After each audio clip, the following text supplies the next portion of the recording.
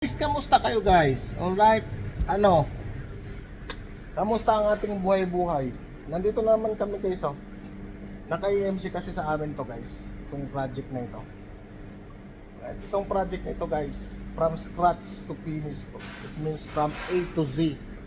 Tayo po ang humawak. So guys, quick tour ko lang kayo guys, no, kung ano yung mga ginawa namin, no, at kung ano yung mga kadalasan na ginagawa namin sa mga project. Alright guys, ito guys, papakita ko sa inyo guys, itong equipment na ito guys, okay, pre-manufactured to sa aming sa kumpanya na kung nasaan tayo ngayon. Alright guys, ito guys, itong isang cooking line na ito guys, dito namin to binuo sa site.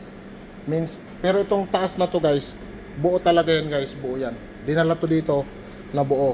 Mayroon itong, ito guys, kung alam niyo ang tawag diyan, Sous-vide. Okay, ito yung ano guys, parang kung saan ginagamit nila ito guys, pagpapalambot ng mga karne guys, binababad diyan, ganon. Alright guys, tapos minsan, basta depende sa product na nilalagay nila dito. Yan guys. Tapos ito, chiller to guys, with drawer. Okay, dito namin ginawa with salad. May nakalagay lang guys na ano ngayon kasi nililinis nila with salad counter. Okay, ito naman guys, fryer yan guys, dito namin yan binuo guys, pero branded yan guys. Siyempre, hulaan nyo kung anong brand. Alright, kung anong brand nito, sino makakahula guys, may panggasolina sa atin guys. Okay guys, tapos ito naman guys, smoke grill. Pwede tayo mag-ihaw dyan ng mga steak. Okay, mga steak ang iniihaw dyan guys. Okay, tapos ayun siya guys, Tapos ito naman, combi oven naman siya guys. Alright. Tapos ito, yan yung kanilang post display. Ito, mayroon tayong induction dito guys, 4 zone na induction. Okay. And then chiller ulit with salad prep or counter. And then dito guys, ihawan naman to guys, ihawan. Alright. Ganda guys, no? Tapos sa kabilang dulo guys, ito na naman, smooth grill na naman tayo with fryer and then induction guys. Right?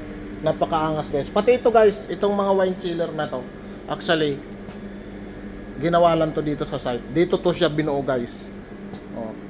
Ang dami niyan guys, Lahat ng klase ng alak guys na mayroon. Mayroon pang Ayala dito guys, May pangalan pa lang Ayala na alak. Ayan guys, Telmon. And then ito guys, secret bar yan. Akala nyo guys walang ano sa kabila, pero may secret bar siya. Yan siya.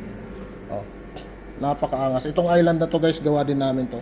And dito naman sa secret bar, makikita nyo yung mga lahat ng klase ng spices na mayroon sila guys. And then wine ulit. Angas guys, no? Ganito yung gagawin namin sa Russia guys. Alright, sana nagustuhan nyo guys. Kung sino mga gusto magpatayo restaurant guys, magsabi lang kayo, mag-PM lang kayo. Design, 3D design man yan o hindi, o normal na layout, kayang-kaya namin gawin yun guys. Alright, pero hindi ako yung gumagawa guys. Kaya natin gumawa ng AutoCAD, pero mga 3D, ano yan panghenyo lang yan guys. Hindi tayo henyo guys Normal na tao lang tayo guys Ayan guys, lahat ng mga equipment dito guys sa kanilang dining area is customized. Okay, customized. Yan ang gagawin natin guys sa Russia. Tingnan nyo guys, ginawa yan dito guys. Di ba? Electronic faucet siya. Doon ito sa aming sa company namin ginawa guys. Sa susunod naman guys, bibigyan ko kayo ng konting idea regarding sa equipment. Kasi kay Joey guys, Oy, kay Joey, mag-shoutout ka muna. Yan ang napakasipag na partner ko guys, makakarating yan ng Russia guys.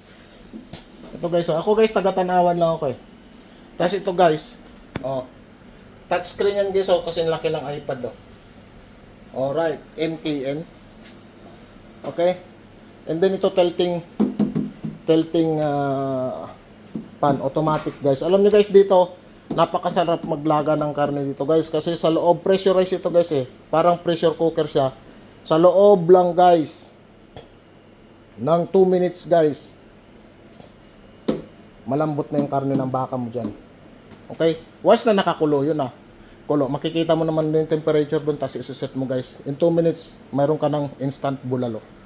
Sana may natutunan kayo. Sa mga gustong magpagawa, i-PM nyo lang po ako at nandyan sa comment section ng link. Alright, goodbye.